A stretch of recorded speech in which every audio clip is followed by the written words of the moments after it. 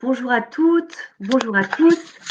Ravie de vous retrouver pour ce nouveau webinaire. On attend encore 3 petites minutes le temps que tous les participants arrivent. Voilà, on démarre à 14h05.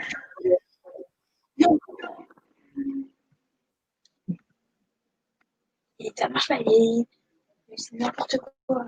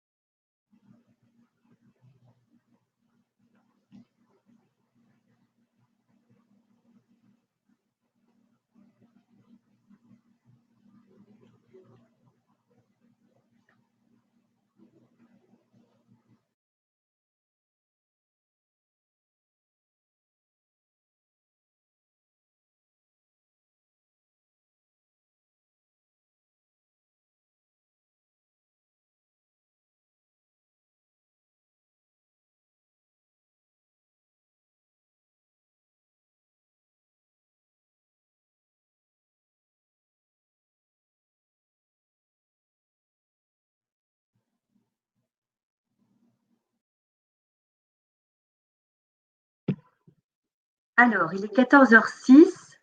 Nous allons démarrer immédiatement. Tout le monde est là? Parfait. Alors écoutez, je vous remercie de votre présence pour ce webinaire sur un sujet extrêmement prégnant et intéressant sur la thématique suivante, enfants et adolescents exposés aux écrans et aux substances illicites, danger, prévention, solution.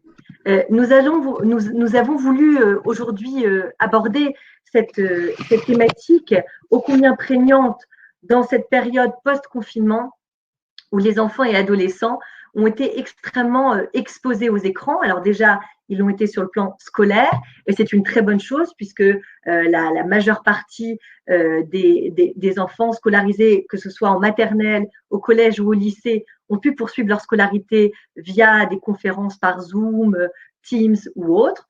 Donc ça, il faut le saluer, c'est une bonne initiative. Mais la contrepartie de cela, c'est que beaucoup de parents se sont rendus compte de l'ampleur de la part des écrans dans la vie de leurs enfants. Alors, c'est pas qu'ils n'étaient pas au courant, loin s'en faut. C'est un sujet de société et qui est un sujet d'inquiétude pour tous les parents, d'autant plus que de nombreux parents, et nous avons parmi nous une médecin scolaire qui nous donnera son regard sur cet aspect-là, mais beaucoup de parents sont aussi touchés, disons-le, par cette addiction. Et j'ai voulu aborder cette thématique donc sur l'addiction aux écrans en parlant aussi de l'addiction aux drogues dites douces ou parfois festives.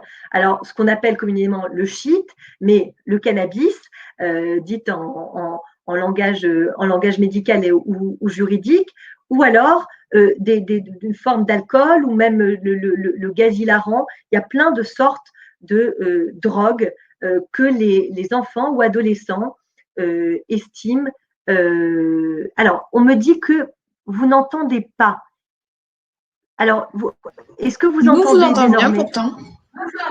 Vous nous entendez bien? Est-ce que dans le chat, vous pouvez nous dire, Laurie et Sophie me disent qu'elles n'entendent pas? Est-ce que certains d'entre vous peuvent se manifester dans le chat pour nous dire si vous nous entendez, s'il vous plaît? Que je ne poursuive pas dans le vide.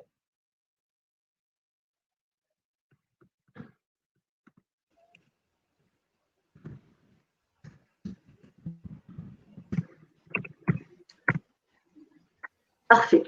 Donc alors, j'espère, Laurie et Sophie, j'espère que vous m'entendez bien. Alors, donc, voilà, je voulais poser le cadre de ce webinaire. Alors, vous n'entendez rien, eh bien, Sophie, je ne sais pas quoi faire. Jusqu'à priori, tout le monde nous entend plutôt bien.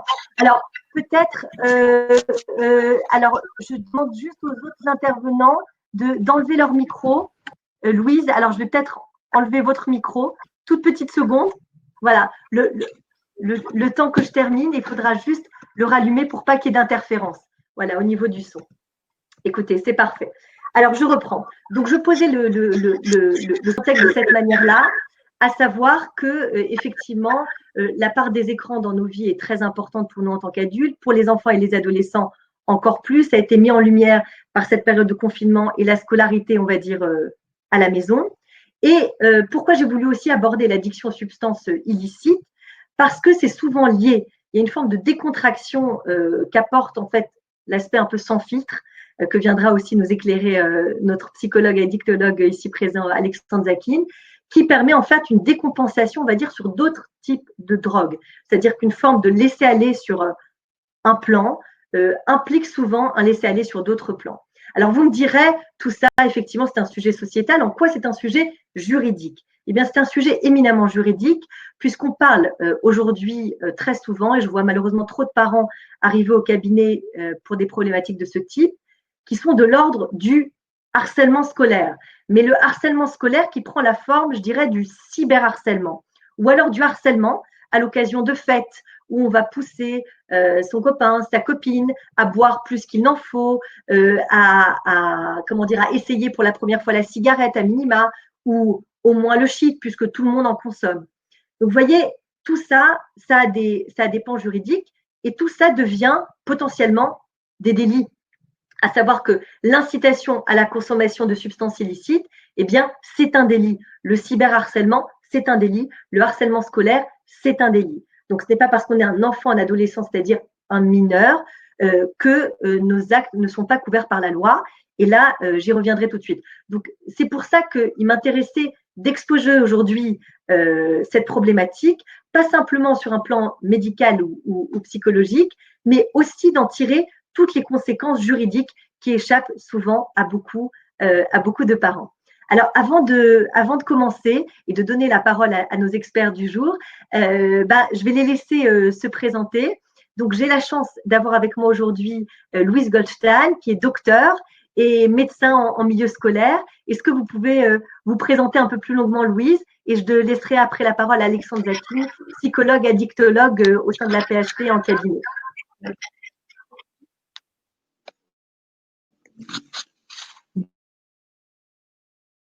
Bonjour, je ne sais pas si vous m'entendez. Ah, tout est noir, tout le monde, oui. Ça a bugué, peut-être. Ah. Je ne sais pas si vous m'entendez, donc je suis… Alors, Louise, on ne vous entend pas. On vous entend mal. Je suis médecin de l'éducation nationale et j'ai travaillé beaucoup sur les écrans puisque j'ai dirigé plusieurs… Ah. Ah. Pourtant, j'ai… C'est peut-être pas un problème de réseau.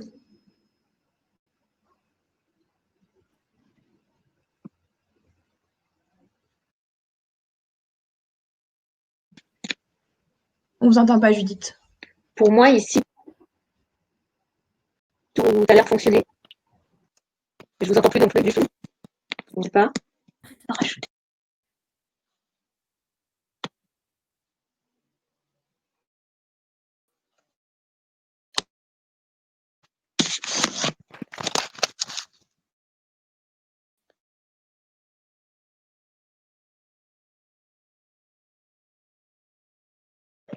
Alexandre, je vais vous passer la parole tout de suite.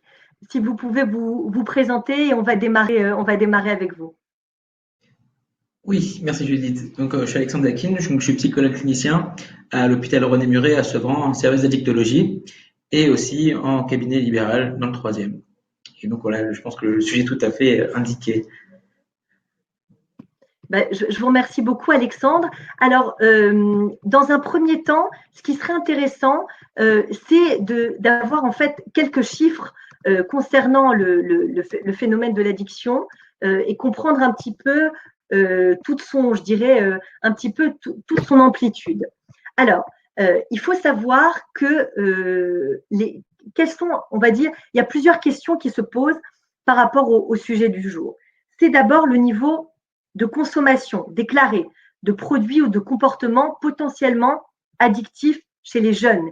Et la première question que je vous poserai, Alexandre et Louise, à partir de quel moment passe-t-on de la consommation à l'addiction? Alors, avant de vous écouter très attentivement, je donne à tous les participants de notre webinaire quelques chiffres. La consommation de produits illicites, au niveau du cannabis, 9% des jeunes Français disent fumer du cannabis au moins une fois par mois.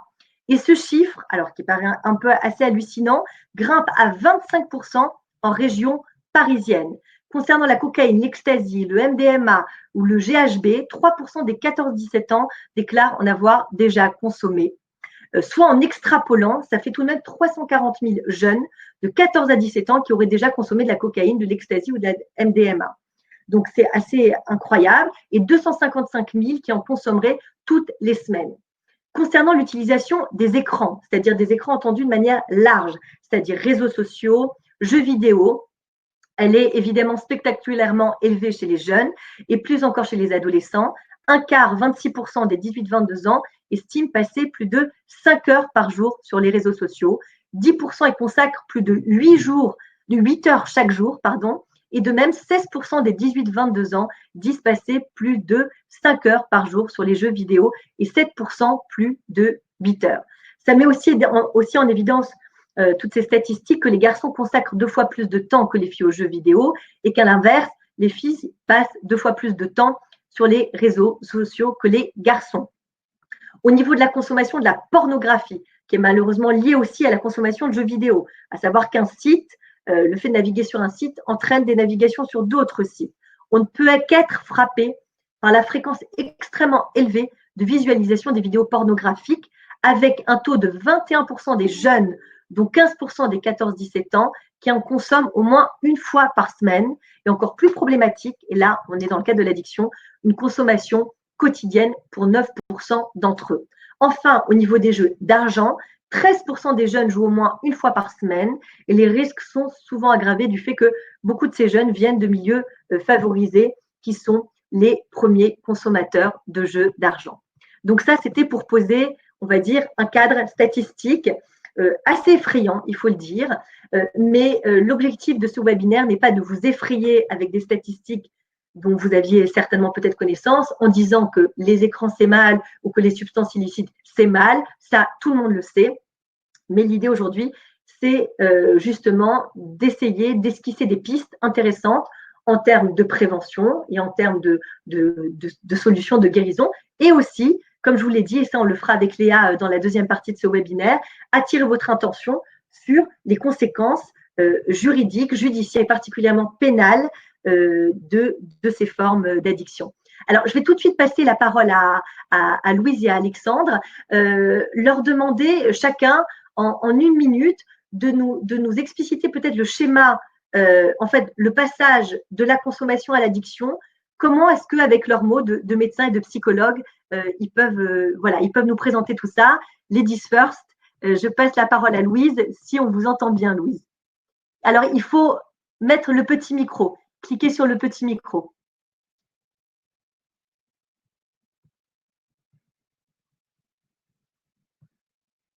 On ne vous entend pas. Il faut cliquer sur le petit micro. Voilà, exactement. C'est bon, on vous entend.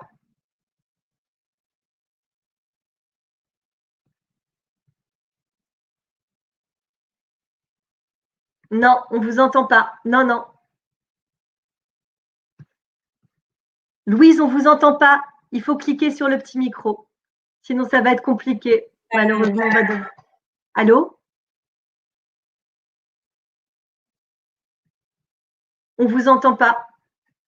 Alors, je vais passer la parole à… Désolée, on ne vous entend pas. Il faut cliquer sur le petit micro en bas.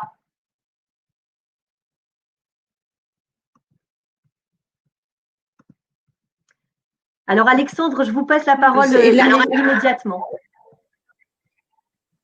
Alors, donc vous parliez très justement du nombre de consommateurs qu'il y a en France et en Île-de-France. Il faut savoir quand même un chiffre aussi un peu impressionnant, c'est que la France est le premier pays consommateur de cannabis d'Europe.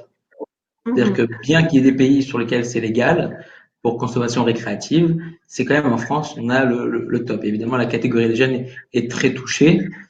Après, je tiens à rappeler quand même qu'on n'est pas, c'est pas parce que quelqu'un consomme du cannabis qu'il a forcément une addiction. Bien que ce soit une drogue illicite, en termes, on va dire, cliniques d'addiction, c'est pas forcément le cas. De la même façon que pas tout le monde qui va boire un verre d'alcool, une bière, même tous les jours une bière, va pas forcément présenter un problème d'alcool, d'alcoolisme. Pour faire la différence justement entre les différentes parties, ma vidéo a coupé, ça reviendra quand ça reviendra. Pour faire justement le distinguo un petit peu entre ce qui est de l'usage simple et de la dépendance, en fait, on a une espèce de pyramide des usages, si vous voulez. On passe d'usage simple à usage à risque, puis usage nocif, puis à dépendance. Et en fait, ça, c'est lié à différentes catégories en fait qui viennent se rajouter, comme j'avais pu le dire dans le précédent webinaire sur la définition un petit peu des addictions, avec la notion de souffrance qui est centrale. Et surtout le fait que ça commence à remplir différents domaines de la vie. Donc ça y est, des usages en situation dangereuse, la difficulté de remplir ses obligations, des problèmes relationnels, une tolérance ou une accoutumance, des syndromes de sevrage. C'est l'ensemble de ces choses-là qui vont permettre de fixer un petit peu le niveau où on est la personne. Après, évidemment, c'est facile de dire ça pour ce qui est des drogues illicites et des drogues douces, mais se pose la question, comment est-ce qu'on fait pour évaluer pour le jeu vidéo, par exemple. Et là, c'est un autre débat. Enfin, normalement, la catégorisée, il y a la CIM-11 qui est une catégorisation des maladies, en fait, qui va sortir et qui va inclure le jeu vidéo dans les, c'est en avant-première, hein, qui va sortir dans les différentes addictions, l'addiction aux jeux vidéo, en sachant qu'il y a usage problématique, addiction, et que c'est vraiment un continuum, en fait, hein. Mais dans l'idée, pour les jeux vidéo, c'est plus de voir si ça va être une occupation qui va être au centre de la vie de la personne, qui va délaisser les autres activités pour s'adonner au jeu et vraiment désinvestir l'extérieur, augmenter les conflits. Lorsque s'arrête le jeu, par exemple, ça va augmenter aussi les conflits et la colère, ou la tristesse. Comme ça. Mine, à croire. C'est bon. Là.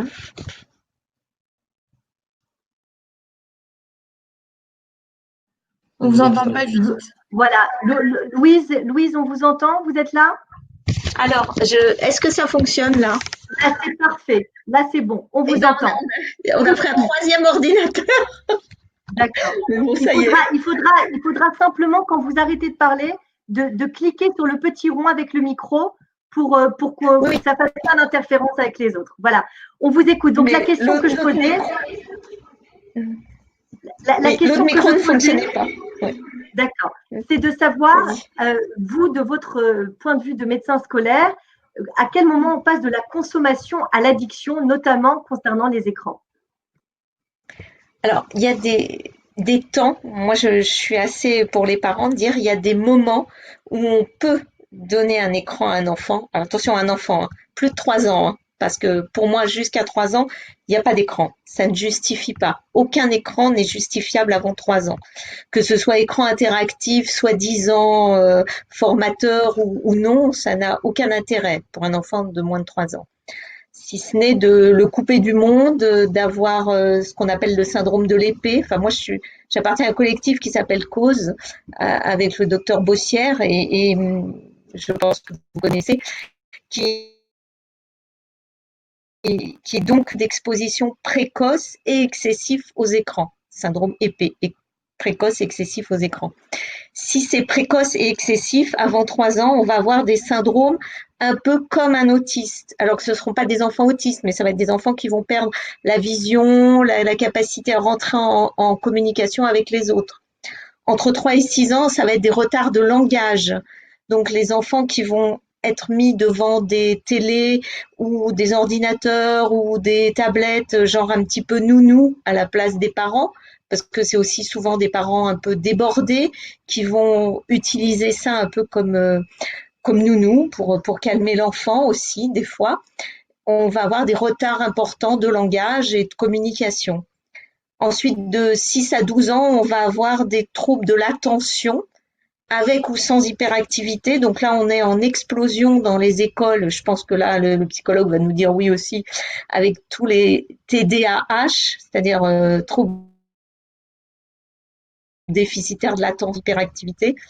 Et on s'aperçoit des fois que ces enfants qui sont sous Ritaline, sous mélatonine, sous des tas de choses, quand on demande aux parents, eh ben, ils passent simplement la nuit sur les écrans. Et effectivement, le lendemain matin à l'école, ben, ils peuvent pas rester en place, ils peuvent pas avoir l'attention soutenue. Donc ça, c'est des choses. Ensuite, passé 12-13 ans, ben, c'est beaucoup les jeux, les addictions, les réseaux sociaux. Et là, je dis addiction parce que effectivement, je crois que c'est depuis juin 2018, la CIM10 avait reconnu les jeux vidéo comme une addiction. Avec le trait d'union, on a travaillé ensemble et on a vu que les circuits de la récompense sont des circuits de la dopamine qui sont dans le cerveau. Et ces circuits sont mis en action, donc sont effectivement, si on fait une IRM fonctionnelle, on voit ces circuits qui s'activent lors de jeux vidéo. Donc c'est le même circuit qu'un shoot effectivement de cocaïne ou d'héroïne. Donc c'est ça qu'on recherche aussi quand on regarde jeux vidéo, c'est-à-dire on recherche ce sentiment de plaisir, ce shoot à la dopamine. Enfin, je pense que vous pourrez confirmer ou pas. Enfin voilà, moi c'est ce qu'on m'a appris. Voilà. Donc ce qui explique la difficulté à se défaire un peu de choses comme ça. Dans les jeux vidéo, il y a une deuxième chose qui peut rendre plus addict, c'est qu'il y a souvent des publicités. Pour les enfants, moi, quelqu'un m'a fait remarquer que dans Fortnite, on va utiliser quelque chose qui est utilisé malheureusement bien avant 12 ans, alors que c'est interdit au moins de 12 ans, mais moi j'ai des petits de 8 ans qui sont sur Fortnite tout le temps. Et ben il y a quand même des publicités.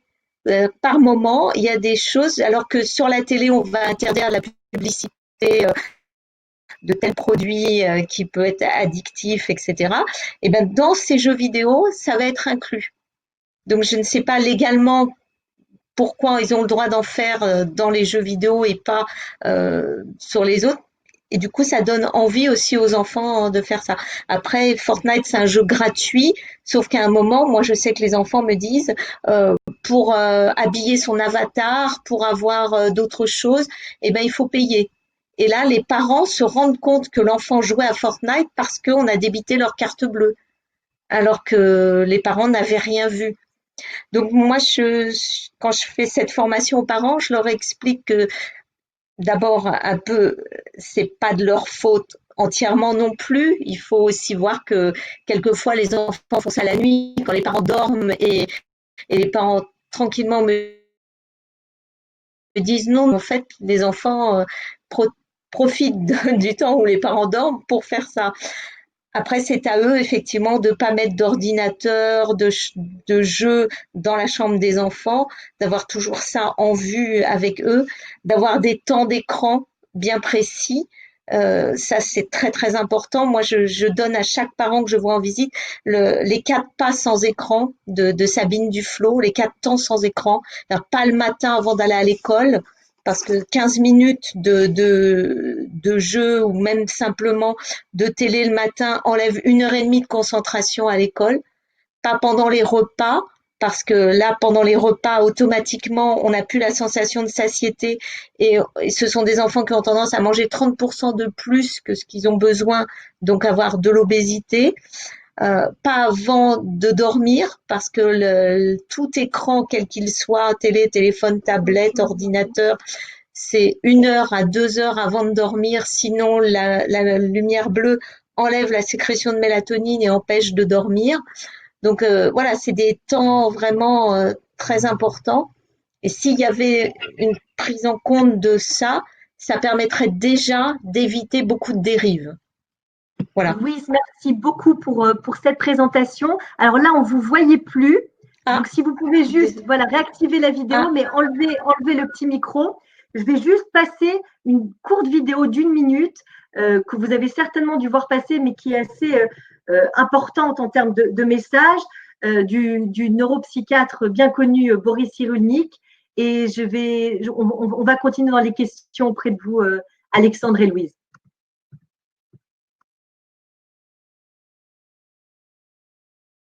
Pas d'écran du tout avant 3 ans. Les enfants sont hypnotisés par un smartphone et ils sont addicts en quelques jours. Ils deviennent addicts au smartphone qui les hypnotise, qui altère le développement cérébral. Un smartphone ou un écran n'établit pas d'interaction. Mon ordinateur ne m'a jamais souri. Or, un bébé, un enfant, a besoin de sentir l'autre. Il a besoin d'apprendre à décoder ses gestes, ses mimiques pour se synchroniser avec l'autre. S'il y a trop d'écran, c'est vite acquis, 3 heures par jour. S'il y a trop d'écran, il n'apprend pas les interactions. Il a un trouble de l'empathie, donc il est soumis à ses pulsions, comme on le voit aujourd'hui chez beaucoup d'adolescents, garçons et filles, qui ne contrôlent pas leurs émotions et qui passent à l'acte, ou bien contre eux-mêmes, ou bien contre les autres.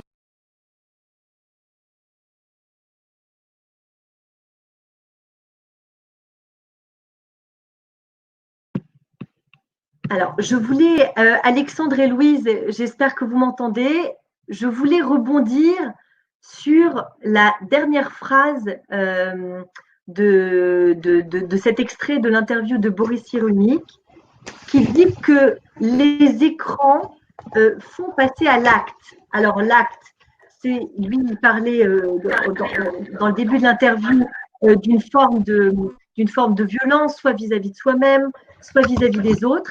Est-ce que vous estimez que les écrans ont un rôle de décompensation précisément parce qu'ils mettent à distance les émotions, le rapport à l'autre et qu'en cela, effectivement, ça peut être dangereux pour la personne et pour les autres? Alexandre, je vous écoute et après, je passerai la parole à Louise.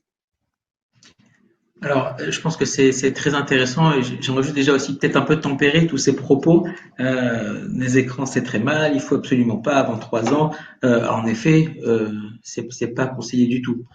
Mais après, chacun m'a rappelé que c'est pas parce qu'un enfant va voir un écran une fois ou qu'il y a un grand frère qui regarde l'écran, parce qu'on oublie souvent cette notion de fratrie, qu'il y a des grands qui ont droit aux écrans entre guillemets et des enfants qui passent à côté. C'est pas pour autant que le petit va venir devenir accro. Après, c'est surtout aux parents de pouvoir assurer une espèce de contrôle vis-à-vis de leurs enfants par rapport à l'exposition aux écrans. Voilà, ça, c'est une petite parenthèse.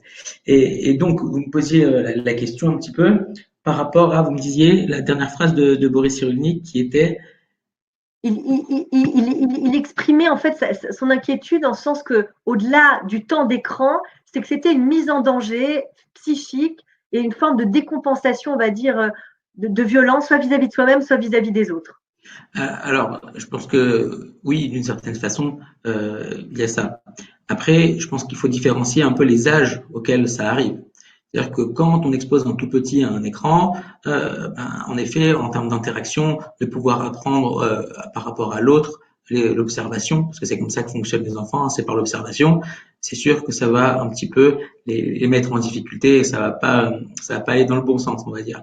Après, à l'adolescence, on a tout un mécanisme en fait. Et je pense qu'on n'a pas trop parlé de ça, mais il y a un mouvement de l'adolescence dans lequel les écrans interviennent en fait aujourd'hui. Avant ça se faisait pas, mais maintenant ça intervient.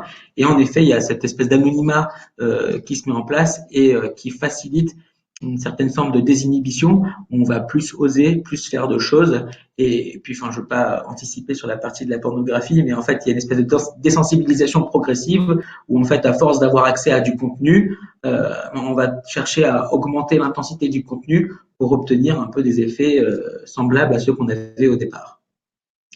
Ma vidéo coupe, hein, je suis désolé, la connexion de l'hôpital n'est pas toujours au rendez-vous. Merci, merci Alexandre. Alors, je ne sais pas si Louise est revenue parmi nous. Oui, je suis là. Je ne sais pas si vous m'entendez.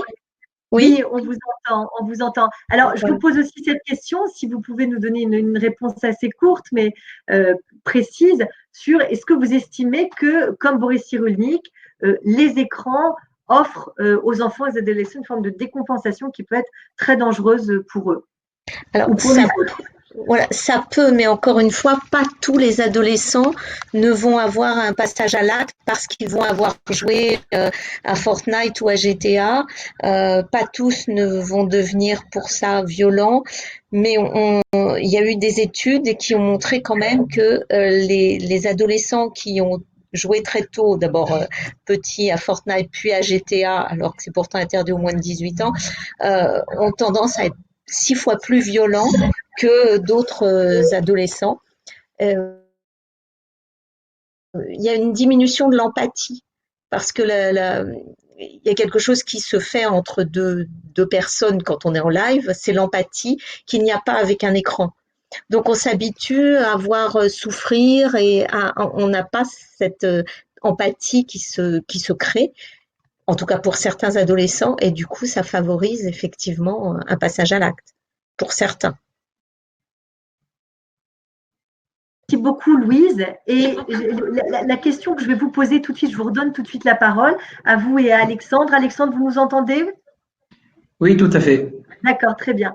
En fait, j'aimerais rebondir sur une notion extrêmement aussi prégnante, c'est la polyaddiction, qui rejoint en fait, c'est un terme un petit peu savant, mais pour expliciter ce qu'on vient de dire, c'est que derrière une addiction se cache une autre addiction. Vous voyez? Est-ce que, alors je pose d'abord la question à Louise, est-ce que vous êtes d'abord déjà avec ce constat, savoir que comme les poupées russes, derrière une addiction, il y a une autre addiction, et de ce fait, vu ce schéma complexe, par quel type d'addiction commencer? Vous voyez, si les écrans poussent à la pornographie, qui poussent par exemple à une forme de je suis devant mes écrans jusqu'à 4 heures du matin, je fume une barrette de shit, etc. Par quoi est-ce qu'on commence? Quel type d'addiction est la plus centrale, je dirais? Quel est le cœur du comportement addictif? Est-ce que c'est l'addiction aux écrans? Est-ce que c'est l'addiction au shit? L'addiction à la pornographie? Voilà. Je ne sais pas si ça a coupé, on dirait. Non, ça va? Non, on vous entend, c'est bon, c'est bon. Alors moi, je vais prendre peut-être ma petite partie de médecin scolaire. tous mes lycéens ou collégiens qui sont addicts aux jeux vidéo et qui sont enfermés chez eux, parce que quelques-uns maintenant deviennent comme ces Japonais, les hikikomori, hein, donc restent chez eux enfermés nuit et jour et ne viennent plus du tout en classe, phobie sociale, phobie scolaire, etc. Ils ont quand même moins de binge drinking et de problèmes. Le binge drinking, c'est de boire énormément d'alcool en peu de temps. C'est très tendance hein, chez les adolescents, plus que le verre de vin des ancêtres, on pourrait pu dire. Eux, c'est pas ça. Leur alcoolisation, c'est une alcoolisation massive en peu de temps. Boire énormément d'alcool en peu de temps pour avoir un effet jusqu'à tomber dans le coma, voire potentiellement mortel, mais en tout cas un effet très fort.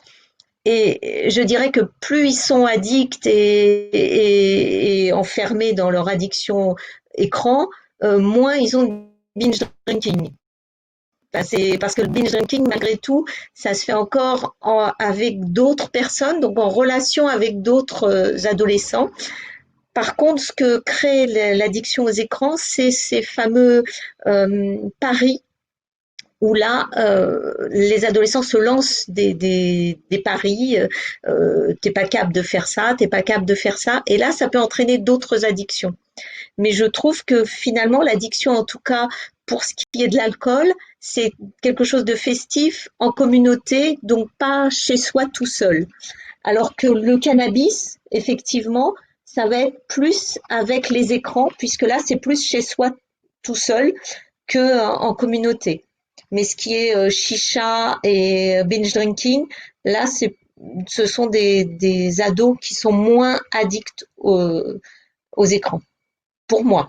Voilà. Merci beaucoup, Louise. Je passe la parole donc à Alexandre. Vous avez entendu la question, Alexandre, Oui, sur les formes de polyaddictions. Oui. Voilà. Alors, je sais que la question est un peu complexe, mais elle est importante parce que elle va aboutir à ma dernière question, à savoir comment est-ce qu'on prévient, comment est-ce qu'on guérit ça, par quoi on commence. Donc, voilà. Alors, je vais essayer de micmaquer tout ça.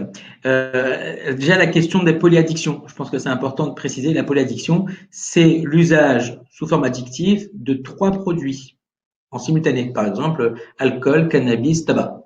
Ok, quand on est accro aux 3, on a une polyaddiction. Sinon, c'est de la polyconsommation. Et la polyconsommation, ça ne veut pas dire qu'on a une addiction, encore une fois. Mais en effet, il y a quelque chose de cet ordre-là avec un risque.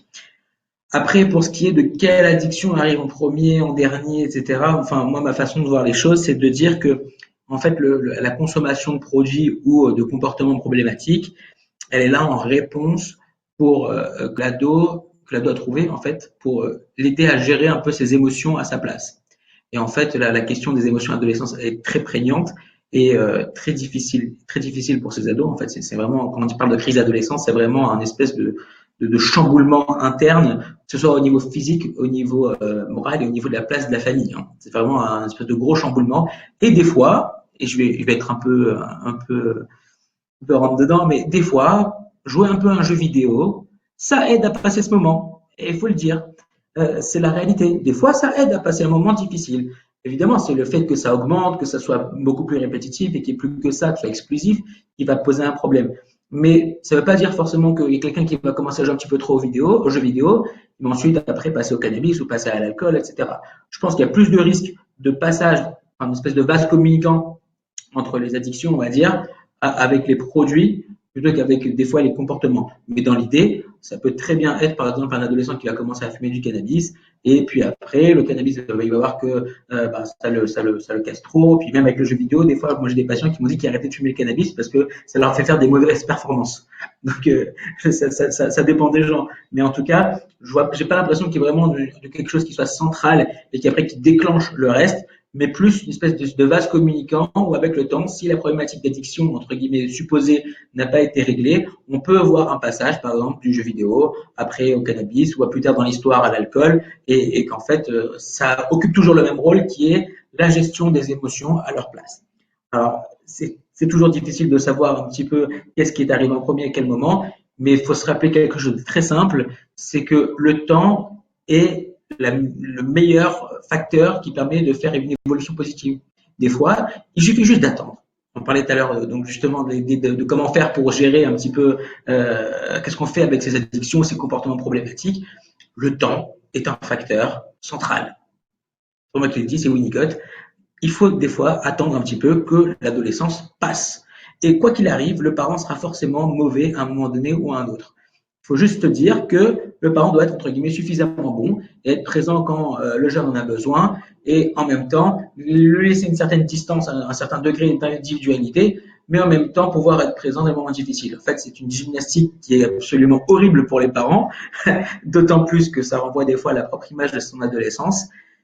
Mais voilà, c'est cet accompagnement-là. Si après on se rend compte, en effet, le comportement il est un petit peu problématique, ça augmente, etc. Là, après, il y a des dispositifs qui existent. Alors, je pense notamment aux dispositifs quand on a vraiment une addiction très claire, par exemple sur le jeu vidéo, etc. Il y a des dispositifs de consultation qui s'appellent les CJC, donc c'est les consultations jeunes consommateurs, qui existent dans les XAPA, donc les centres de soins en addictologie, si vous voulez, qui sont un petit peu répartis sur le territoire. Et ces consultations jeunes consommateurs peuvent recevoir les adolescents. Des fois, il y a des groupes aussi. Il y a des groupes aussi avec l'entourage. Pour, par exemple, à l'hôpital Marmottan dans le 17e, il y a un groupe qui reçoit les parents de jeunes qui jouent aux jeux vidéo. Donc ça, c'est aussi une formule. Et puis après, quand on arrive vraiment dans quelque chose où c'est encore plus difficile et puis il faut y aller un peu plus, il y a des techniques qui s'appellent, comme par exemple la MDFT, c'est la Multidimensional Familial Therapy, qui permet de mettre en commun, on va dire, le regard psy d'un psychologue avec les enfants, en même temps de mettre en jeu dans cette boucle thérapeutique les enseignants, les parents. Et voilà, c'est une formule, on va dire, un petit peu intéressante aussi pour la prise en charge de ce genre de problématiques. Après, encore une fois, on n'en arrive pas toujours là. La plupart du temps, c'est juste un mauvais moment à passer et il faut essayer de les aider dans la mesure du possible. Je vous remercie beaucoup, Alexandre. Alors, ce que je retiens de ce que vous dites, c'est qu'en fait, il y a un sous-jacent qui est la gestion des émotions propres à l'adolescent et qu'il ne faut pas trop s'alarmer sur un phénomène, je dirais, addictif. Normal. Voilà. Je viens de vous mettre le lien dans le chat vers l'onglet consultation jeunes consommateurs sur le site Drogue Info Service. Si vous voulez des éléments plus précis en matière d'addiction ou peut-être une orientation vers Monsieur Alexandre Zakin, vous n'hésitez pas, vous m'envoyez un mail comme d'habitude à judith@buchinger-rubin.com. Donc simplement pour bien comprendre ce que vous venez de dire, Alexandre, donc vous dites que sauf dans des cas, si j'ai bien compris, sauf dans des cas vraiment très graves qu'on peut qualifier d'addiction.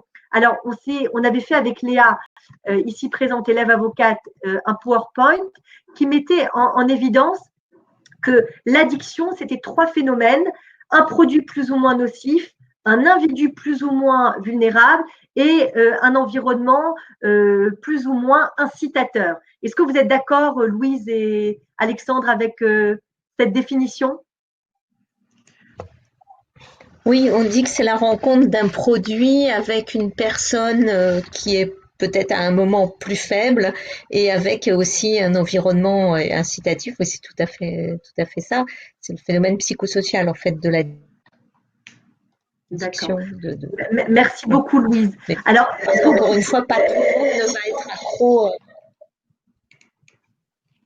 D'accord. Donc, en fait, juste pour terminer sur votre intervention, Alexandre, vous diriez que quand on est face à une addiction, c'est-à-dire dans un cas d'une particulière gravité, à quoi est-ce qu'il faut s'attaquer en premier ? À l'environnement, avec qui il faut travailler, je dirais. Avec l'environnement, l'individu, ou dire le produit, il n'est pas bon, il faut surtout s'en éloigner. On ne vous entend pas, pardon. Je pense qu'il faut travailler avec le jeune, en fait, déjà en priorité. Il faut bien comprendre qu'un adolescent, il vient aussi avec un contexte et une famille. Et de faire une prise en charge qui va être centrée forcément sur le jeu vidéo, uniquement sur le jeu vidéo, ça n'a pas de sens. En fait, il faut comprendre que cet adolescent, il arrive avec sa souffrance, avec les difficultés familiales, parce qu'il y en a dans tout, à l'adolescence, il y en a avec tous les parents, et s'il n'y en a pas, d'ailleurs, il faut même se poser la question. Mais en tout cas, il y a toujours ce mouvement-là, et l'adolescent, il va prendre en charge dans sa globalité. Voilà, je pense que ça, c'est important de le prendre tel qu'il est au moment où il se présente, sans le juger, avec éventuellement d'essayer de voir un peu qu'est-ce qu'il en est de l'ordre de la famille, des communications avec les parents. Enfin, moi, pour les adolescents que j'ai reçus en consultation pour le jeu vidéo, souvent les parents qui m'amènent l'adolescent et il est insupportable, et il joue toute la journée, et il vole l'ordinateur, et il a pris ma carte bleue. Et en fait, on se rend compte assez rapidement qu'il y a un véritable déficit, un problème de communication entre les enfants et les parents. Alors, juste un petit focus sur cette communication entre les enfants et les parents, parce que je pense que c'est important. Il faut savoir que quand il y a une communication entre les enfants et les parents, il y a au moins trois, on va dire, degrés de décalage possibles. Il y a ce que le parent pense et ce que le parent dit. Entre ce que le parent pense et ce que le parent dit, déjà il y a un degré de décalage. Entre ce que le parent dit et ce que l'adolescent entend, il y a encore un décalage. Entre ce que l'adolescent entend et ce que l'adolescent comprend, il y a encore un niveau de décalage. Donc du coup, on rajoute ça avec un espèce de bouillon émotionnel où on peut braquer assez facilement à l'adolescence. Bah, ça entraîne quelque chose de difficile et des fois, les parents peuvent pas être l'interlocuteur, on va dire, primordial. Donc des fois, les amener dans des consultations type CJC ou psychologue aussi, ou thérapie familiale, ça c'est le top, mais bon, c'est difficile, pas toujours facile à mettre en place, on va dire. Mais en tout cas, d'avoir des fois un interlocuteur extérieur, ça permet de retravailler la communication entre l'ado et les parents, et de fait, de responsabiliser les parents de la prise en charge de cet ado-là. Et en général, ça fonctionne plutôt pas mal dans les cas, on va dire modéré, voilà, simple et modéré. Mais après, dans les cas les plus difficiles, en effet, les consultations type thérapie familiale, MDFT, comme j'ai dit tout à l'heure, multidimensional familial thérapie, et aussi, vraiment, quand c'est très, très compliqué, il y a des formes, une espèce de comment dire ça, pas de soins à domicile, mais voilà, pas des cliniques, mais des lieux de vie, en fait, si vous voulez, qui sont adaptés à ça, comme par exemple la clinique du Pré à Sceaux, où il y a voilà, tout un travail qui est fait avec le jeune qui est dans un environnement, avec une remise scolaire, avec des questionnements autour des addictions, voilà, un ensemble, c'est vraiment un climat qui est différent et qui sort du cadre de la famille, mais qui lui permet de faire revenir la famille et travailler un petit peu différentes sphères de sa vie dans un environnement protégé. Merci beaucoup Alexandre pour ce panorama très exhaustif côté psychologie, addictologie. Louise, je vous passe la parole. Alors, c'est vrai que le temps imparti est faible, 1 heure, ça va très très vite. J'aimerais aussi vous laisser la parole pour une sorte de mot de conclusion parce qu'il nous reste 10 minutes pour aborder la partie juridique et judiciaire. Quelles sont, vous, les pistes que vous proposez aux parents qui ont la sensation que leurs enfants ou adolescents sont tombés dans l'addiction, vous qui travaillez en milieu scolaire? Alors, moi, j'essaye déjà de les voir avant qu'ils soient tombés dans l'addiction. C'est-à-dire que je fais des visites médicales pour tous les enfants de 5-6 ans. Des visites entières, c'est-à-dire pas que somatiques, cognitives, mais alors, aussi… on ne voit pas Louise, il faudrait peut-être afficher la petite caméra. Mais ça marche pas. Ça me met que la connexion reviendra dès que ça sera possible. C'est pas grave, alors on vous écoute attentivement. Voilà, donc moi je travaille beaucoup sur la prévention, donc pas sur quand ils sont déjà dans des addictions importantes, dont j'en ai quelques-uns aussi, et qui sont suivis soit effectivement qui vont à la clinique du Pré, soit qui sont suivis ailleurs. Mais moi c'est beaucoup de la prévention. Donc depuis déjà 5 ans, je travaille là-dessus, et depuis 3 ans, on fait des semaines, des quinzaines sans écran. Sur un quartier entier, hein. Enfin bon, en l'occurrence, c'est à Gennevilliers, parce que ce sont des familles qui ont l'impression que pour que leur enfant réussisse, il faut vraiment qu'ils soient sur des écrans très très tôt. Là, c'est plus une façon de les éduquer pour qu'ils rattrapent pour eux ce gap peut-être social aussi. Donc, c'est leur expliquer que l'enfant va pas aller mieux comme ça. Il y a des cafés par an, il y a ces semaines sans écran, et c'est toujours très positif. C'est-à-dire que les semaines ou les quinzaines sans écran permettent aux parents de renouer avec leurs enfants sans passer par les ordinateurs, par les écrans. Et j'utilise donc deux choses, donc les 4 temps sans écran de Sabine Duflot, avec ce livre, je ne sais pas si vous le connaissez, qui s'appelle Quand les écrans deviennent neurotoxiques, et où vraiment on explique bien tout ce qui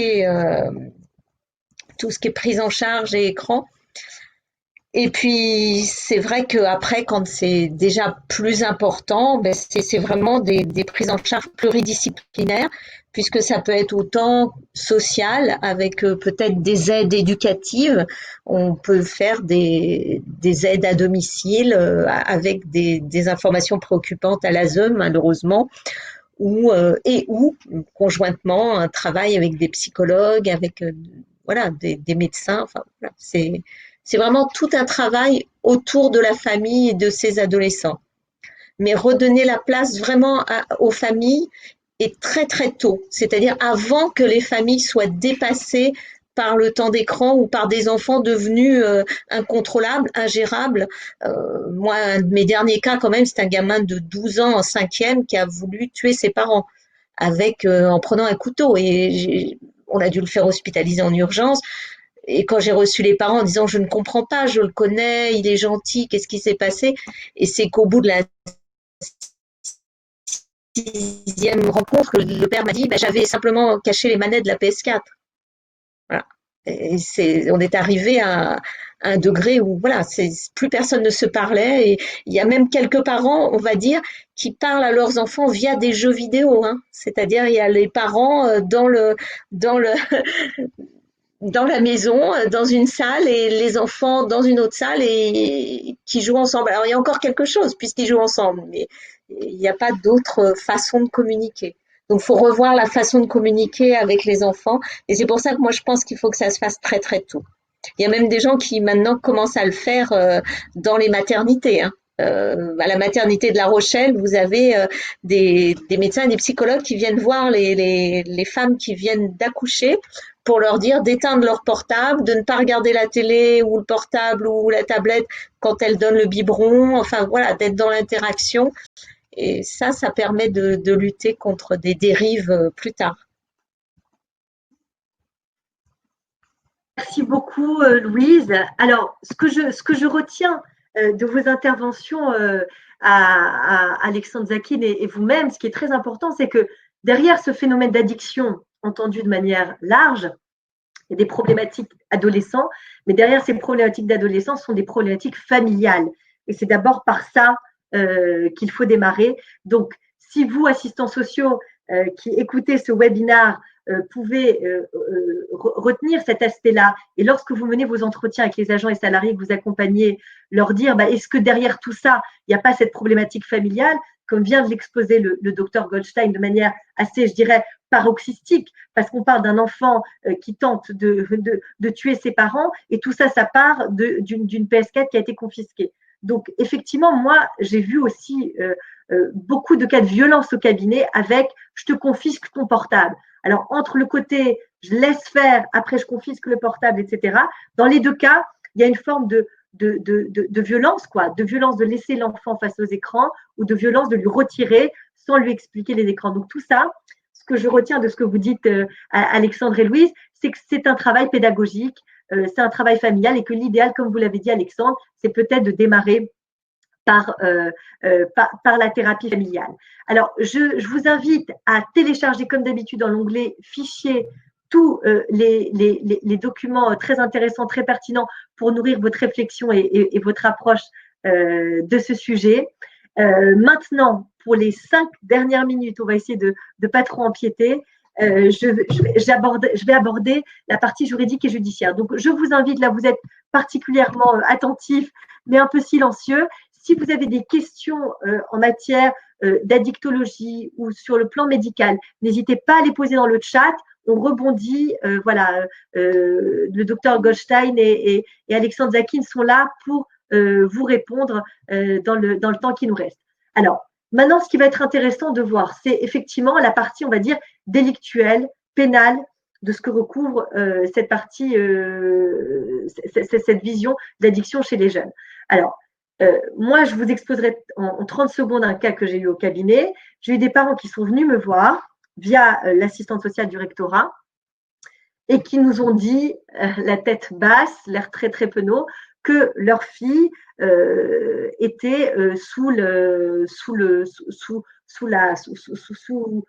comment dire, que le commissariat avait appelé, parce que il faut trouver les mots justes pour les mineurs, voilà, pour l'auditionner, mais avec une audition un petit peu plus, on va dire, sur le plan pénal, puisqu'elle était mise en cause par la famille de sa meilleure amie, qu'elle aurait harcelée via Facebook, Instagram et Snapchat, et cette amie qui aurait été poussée par cette jeune fille au suicide. Et les parents étaient complètement désemparés parce que c'était une famille, un milieu socio-professionnel, comment dire, tout à fait instruit, élevé, où il n'y avait ni problème d'argent, ni problème d'éducation. Et donc, ils étaient vraiment sous le choc.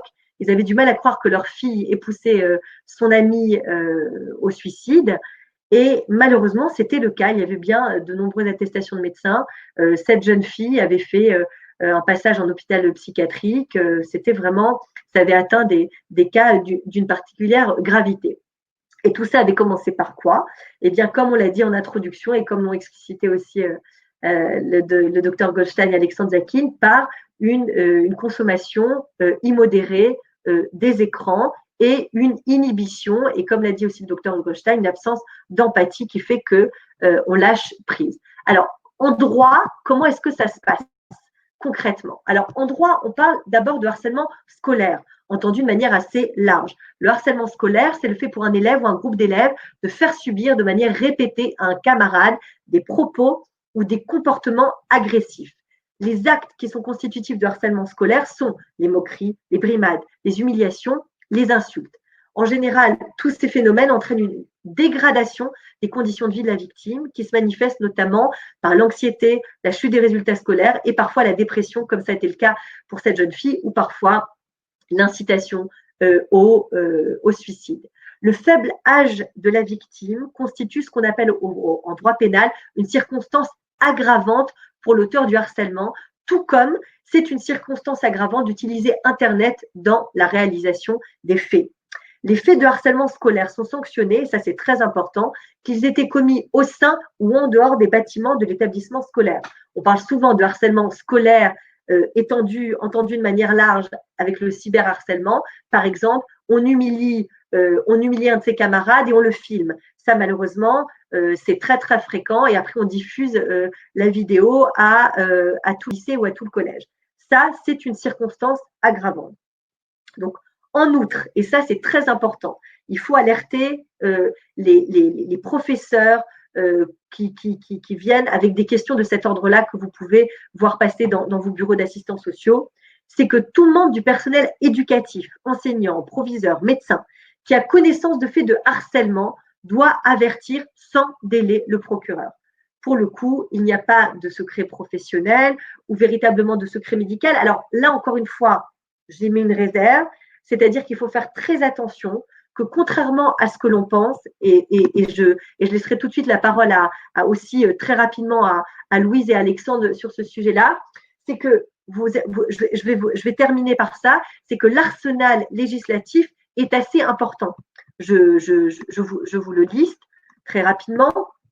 C'est que lorsque vous pensez que votre enfant est victime de harcèlement scolaire, de cyberharcèlement, etc., donc vous vous adressez d'abord évidemment au lycée, au collège concerné, puis vous vous adressez à la direction des services départementaux de l'éducation nationale pour les alerter. Donc normalement, eux doivent prendre toutes les mesures possibles. Si ces faits de harcèlement scolaire sont qualifiés à un niveau plus important de violence scolaire, et bien là, effectivement, il faudra saisir le juge pénal et les peines, même quand l'auteur est mineur, les peines de prison lorsque la victime est de moins de 15 ans, elles peuvent aller jusqu'à 2 ans et demi de prison avec des amendes de 1 500 €. Quand il s'agit de violences scolaires qui ont entraîné une nudité, par exemple, de plus de 8 jours, c'est 3 ans et demi de prison, une amende maximale de 7 500 €. Et quand il s'agit d'une provocation au suicide, qui peut entraîner la mort de la victime, là, effectivement, on est dans des peines aussi très graves de 2 ans et demi d'emprisonnement si la victime a moins de 15 ans. Donc, je vous ai exposé, vous verrez dans l'onglet les fichiers, toutes les peines, on va dire qu'encourent des mineurs qui seraient auteurs de harcèlement scolaire via notamment le cyberharcèlement ou alors à l'incitation, on va dire, de drogue dite douce ou festive à l'occasion d'une fête. Donc ça, c'est extrêmement grave. Alors bien évidemment, vous avez la responsabilité du mineur lui-même qui est engagé. Et là, malheureusement, après, l'aide sociale à l'enfance peut être saisie. Un enfant peut être placé quand vous, en tant que parent, vous n'avez pas été assez comment dire, assez vigilant sur l'état de votre enfant, eh bien, les services sociaux peuvent être saisis. Alors, on me dit que le chat a été désactivé. Je ne sais pas pourquoi. Est-ce que vous pouvez poster une question dans le chat? Normalement, c'est bon. Je vais regarder ça tout de suite. Bon, écoutez, si vous voulez poser des questions, écoutez, essayez de mettre une question dans le chat. Sinon, vous pourrez nous l'envoyer par email après la session. En tout cas, la question que je voulais poser en conclusion à Alexandre et à Louise, c'est la suivante. C'est que on a compris que l'addiction, c'est vraiment des phénomènes d'une particulière gravité. L'addiction qui entraîne la violence soit contre l'adolescent lui-même, soit contre l'un de ses camarades, c'est heureusement assez circonscrit. Mais malheureusement, ça arrive. Il y a un arsenal juridique, judiciaire, sur le plan pénal, qui est extrêmement important et il vaut mieux ne pas trop y toucher. Maintenant, moi, je vous donne mon regard de praticienne. C'est que dans ces cas-là, et dans des rares cas, évidemment, il faut porter plainte. Le problème de la plainte, et ça vaut malheureusement pour toutes les victimes de violences, c'est que la plainte, elle stigmatise. Et que automatiquement, la plainte fait que ce n'est pas l'auteur lui-même qui est parfois exclu, c'est parfois le cas, mais c'est la victime qui doit sortir de son système scolaire. Comme on l'a vu, vous savez, avec la jeune fille qui a insulté le prophète Mohammed, qui a insulté l'islam, eh bien, effectivement, vous aviez des violences, je dirais, qui n'étaient pas du tout au même niveau, mais vous aviez d'un côté une jeune fille qui insultait une religion sur Instagram, et vous aviez de l'autre ceux qui se sentaient insultés, qui l'ont menacée de mort. Et cette jeune fille, malheureusement, a été tellement harcelée par ces menaces de mort qu'elle a dû quitter son environnement scolaire. Et donc, vous voyez, ce qui est intéressant à poser comme question, et ça, je vais donc la poser à la médecin et au psychologue addictologue, c'est de savoir à quel point la plainte en matière de violence liée à un contexte, on va dire, d'addiction aux écrans ou aux autres, peut être pertinente. Moi, mon point de vue de praticienne, c'est vous dire que ça n'est pas forcément très, très pertinent parce que effectivement, il y a des condamnations, mais le problème, c'est qu'il faut des preuves, il faut des preuves très strictes. Et comme le disaient Louise et Alexandre, souvent, derrière un écran, eh bien, c'est l'anonymat. Lors d'une fête, quand il y a une consommation de drogue ou d'alcool, on ne sait pas vraiment qui a passé la drogue, etc. Donc, tout ça est assez complexe et malheureusement, parfois, une plainte met en dehors du circuit scolaire un enfant ou un adolescent et ne lui permet pas de se réparer. Attention, je ne dis pas qu'il ne faut pas porter plainte. Okay, dans des cas d'une particulière gravité, il faut le faire. Mais très franchement, je pense, vous voyez, je ne prêche pas pour ma chapelle de cabinet d'avocat de juriste, mais la voie judiciaire n'est pas forcément la plus adaptée de mon point de vue. Maintenant, je vous pose ce constat sous forme de questions, Alexandre et Louise. Est-ce que vous êtes plutôt d'accord avec ce que je dis? Alexandre, je vous laisse la parole.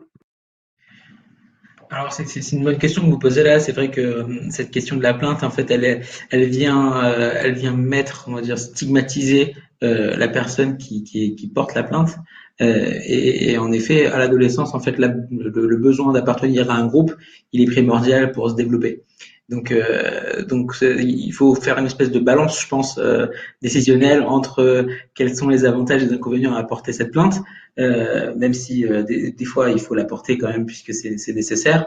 Mais dans l'idée, c'est une espèce de calcul, quoi. Faut viser juste. C'est pas toujours simple. Et c'est vraiment à étudier à mon avis au cas par cas. Après, la question, peut-être que des fois aussi, c'est une bonne chose que la personne quitte son environnement scolaire.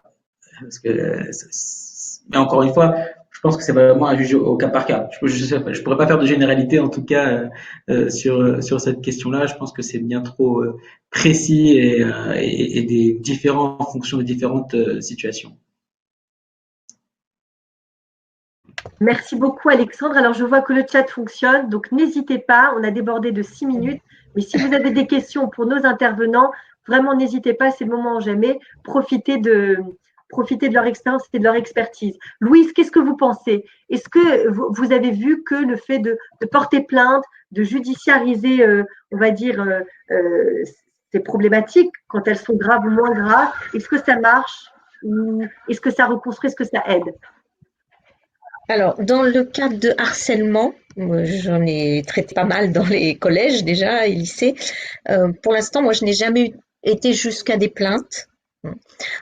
C'est dans mes collèges, on fait la méthode PISA, la méthode PIGA, pardon, PIGA.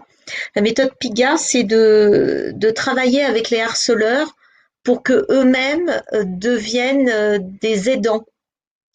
Donc, en fait, personne n'est renvoyé un peu à droite à gauche parce que auparavant, effectivement, les jeunes harcelés partaient ailleurs. C'est-à-dire qu'on gardait dans les collèges les harceleurs et ceux qui étaient harcelés changeaient de collège ou changeaient de classe. Donc, c'était souvent ceux qui étaient…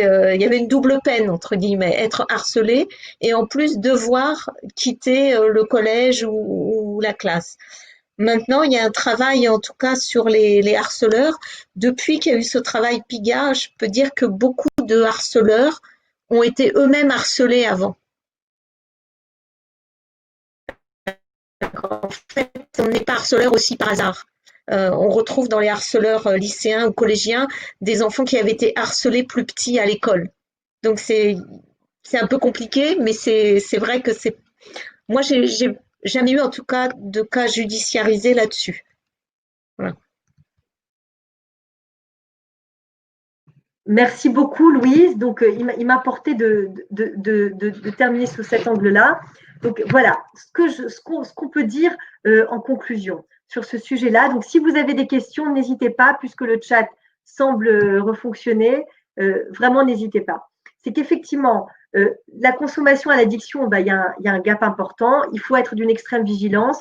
Le docteur Goldstein vous pouvez retrouver dans les fichiers un PowerPoint extrêmement intéressant sur le lien entre la consommation des écrans et le sommeil. Vous trouverez aussi énormément de documentation très pertinente, on va dire sujet par sujet. Mais donc, ce qu'on retient, voilà, la substantifique moelle de ce webinaire, c'est que, derrière ces addictions, il y a souvent des problématiques d'adolescence qui, en premier lieu, doivent se régler dans le cercle familial. 2, sur le plan juridique et judiciaire, il y a un arsenal qui existe. Vous allez le retrouver dans l'onglet « Les fichiers ». Effectivement, il est utile de le connaître, mais moi, je vous dis en tant que praticienne, c'est parfois un peu dommageable pour la personne. Pourquoi? Parce que souvent, derrière ces phénomènes d'addiction liée à une sorte d'exposition de la personne via des humiliations ou des brimades, eh bien, il y a la question de la honte. Et le fait de porter plainte et de publier, on va dire, sa douleur, en quelque sorte, ne fonctionne pas toujours. Donc, bien évidemment, dans des cas d'extrême gravité, quand la santé vraiment physique et psychique de l'enfant est en cause, il faut absolument porter plainte. Quand les sujets sont un petit peu plus nébuleux et qu'on n'a pas assez de pièces, qu'on n'arrive pas suffisamment à identifier l'auteur de ces violences, eh bien là, il vaut mieux se tourner vers les professionnels, les médecins scolaires, les psychologues addictologues, vos assistants sociaux, l'école, le lycée, et faire bouger ça de manière extrêmement ferme. Quitte, alors moi je vous dis, et ça souvent ça marche mieux que de le faire concrètement, c'est de menacer, de faire un courrier d'avocat, de dire voilà, j'ai pris un avocat pour me défendre. Si vous ne traitez pas le sujet très sérieusement en interne, eh bien nous allons saisir la justice et il y aura un problème, on va dire, une sorte de risque réputationnel pour votre établissement et aucun directeur d'établissement, que ce soit public ou privé, ne veut voir, on va dire, la réputation de son collège ou son lycée entachée par ce genre d'histoires qui sont souvent très, très sordides. Et voilà, souvent un courrier d'avocat et peut-être une pression extrêmement intéressante en matière de harcèlement scolaire, cyberharcèlement, etc. Voilà, écoutez, je laisse encore une dernière fois la parole à Alexandre Zakin et à Louise Goldstein, s'ils ont encore quelque chose à nous dire sur ce sujet qui effectivement est très vaste, mais on a voulu vous donner quelques focus très orientés que vous allez pouvoir utiliser lors de vos rendez-vous. Alexandre, peut-être? Alors, juste un petit mot pour rappeler qu'un enfant, un adolescent seul sans sa famille, ça n'existe pas, hein, et qu'il arrive toujours dans un contexte. Et surtout que lorsqu'il y a des diagnostics, parce que c'est la grande mode de mettre plein de diagnostics sur les enfants et les adolescents, savoir que le diagnostic influence le pronostic. Ça veut dire que si vous de faire poser un diagnostic trop tôt, ça va le risque de coller au diagnostic et de renforcer le comportement problématique. Bah, je vous remercie beaucoup. Donc ça, c'est très intéressant et ça va un peu dans le sens de ce que je disais par rapport à la plainte, à savoir que souvent la plainte stigmatise. Donc si on diagnostique trop tôt et si on dit, voilà, si on catégorise trop tôt un enfant, effectivement, ça peut l'enfermer dans une problématique qui n'était pas forcément aussi grave qu'on voulait bien l'entendre. Louise, je vous laisse le mot de la fin. Merci.